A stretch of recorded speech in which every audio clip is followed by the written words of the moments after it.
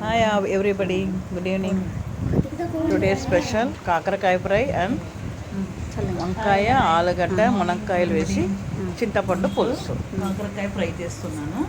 ముందుగా stove on చేసి gas on చేసి కడాయి పెట్టి దాంట్లో రౌండ్గా కాకరకాయ కట్ చేసి దాంట్లో ఫ్రై చేయాలి. డీప్ ఫ్రై లాగా చేసి పక్కన పెట్టుకొని ఇప్పుడు కాకరకాయ ఆయిల్లో వేసి మంచిగా ఫ్రై చేయాలి.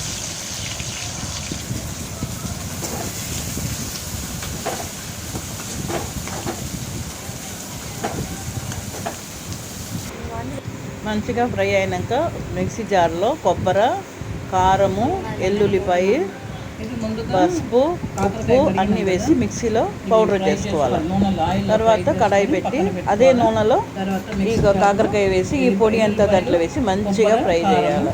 ఎంత మంచిగా అవుతుందో అంత బ్లాక్ కాకుండా మంచిగా ఎర్రగా చేసి దాని మీద కరివేపాకు వేసి తినాలి.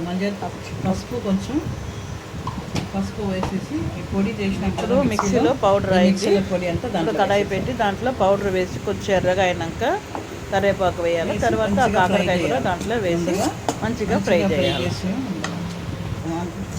ఫ్రై చేసిన కాకరకాయను దీంట్లో వేసి తగినట్టుగా ఉప్పు వేసి తగినట్టుగా ఉప్పు వేయాలి. దింపాలి. మంచిగా ఎర్రగా అయిన వరకు లాస్ట్ వరకు చేసుకొని లాస్ట్ కరివేపాకు వేసి దించాలి. Okay, welcome. హాయ్. ఇది సెకండ్ డిష్, చింతపండు పులుసు. వంకాయ, ఆలుగడ్డ, మునక్కాయలు వేసి ఎల్లుల్లిపాయలు చేస్తున్నాను. చింతపండు చెన్నై స్పెషల్. పెట్టి దాంట్లో ఆయిల్ ముందుగా స్టవ్ వెలిగించి కడాయి పెట్టి ఆనియన్ సన్నగా కట్ చేసి దాంట్లో ఎర్రగా కావాలి. ఫ్రై కావాలి. ఫ్రై అయినాక కట్ చేసుకున్న తర్వాత వంకాయ, ఆలుగడ్డ, మునక్కాయలు, కరివేపాకు, కొత్తిమీర బాగా కలపాలి. అన్నీ వేసి బాగా వేయించాలి.